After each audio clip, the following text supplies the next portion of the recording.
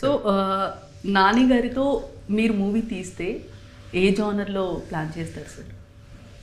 తీస్తే దానితో ఏదన్నా అంటే మేబీ నాని మనందరికీ గై నెక్స్ట్ డోర్ బాయ్ నెక్స్ట్ డోర్లా ఉంటుంది. సో అంటే ఏదైనా చేస్తాడు ఆయన, టెరిఫిక్ పర్ఫార్మర్, అన్నీ చేశాడు అన్నీ. ఇప్పుడు యాక్చువల్లీ ఎంత వర్స్టైల్గా అన్ని పాత్రలు చేస్తున్నాడు తన. సో ఏదైనా చేయొచ్చు దాంతో. కానీ మనం starting I think boy next door, మన ఇంటి కుర్ర పక్కింటి కుర్రలా ఉంటాడు. సో అది ఇప్పుడు అట్లా అనుకోవద్దు అంటున్నారు కదా సార్, ఆయన అంటున్నారు కదా. సో మీరు ఏం ప్లాన్ చేస్తారు? నేను ఇంకేం యాక్చువల్లీ సినిమా అయిన తర్వాత నేను చాలా టైం పడుతుంది నాకు, అంటే అది కూల్ ఆఫ్ అవ్వాలి.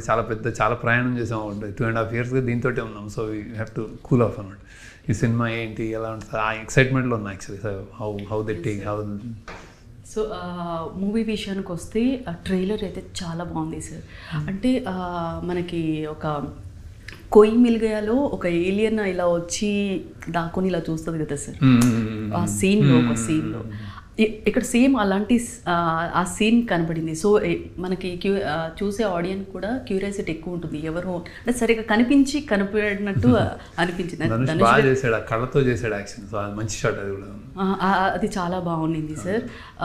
కానీ ఇప్పుడు ట్రైలర్లో చూసుకుంటే కనుక ధనుష్ గారు ఫస్ట్ నార్మల్గా అంటే ఎక్కడి నుంచి వచ్చి చాలా ఇన్నోసెంట్గా కనిపించారు.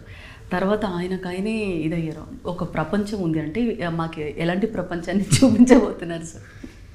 నేను ఆయన ప్రపంచం ముందు ట్రాన్స్లో చూపించాం కదా, 2 ప్రపంచాలు, ఇతను ఒకటి అతను వాడు గొప్పవాడు ఒకటి. అతని ప్రపంచంలో అతనికి ఏమీ ఉండదు, బతుకు కోసమే బతికేవాడు. అతనికి కోపం ఉండదు, కోరికలు ఉండవు, అదేమి ఆశలు ఉండవు ఎక్కువ. సో బతకడానికి బతుకుతామని అక్కడి నుంచి వచ్చిన ప్రపంచం. ఫుట్పాత్ మీద ఉంటాడు, చెట్టు పుట్ట అదే అతని ప్రపంచం. సో ఆకలిస్తే వెళ్తాడు. సో శుక్రవారం రోజు మస్జిద్, శనివారం రోజు గుడి, ఆదివారం రోజు చర్చ్, అక్కడ అడుక్కుంటాడు.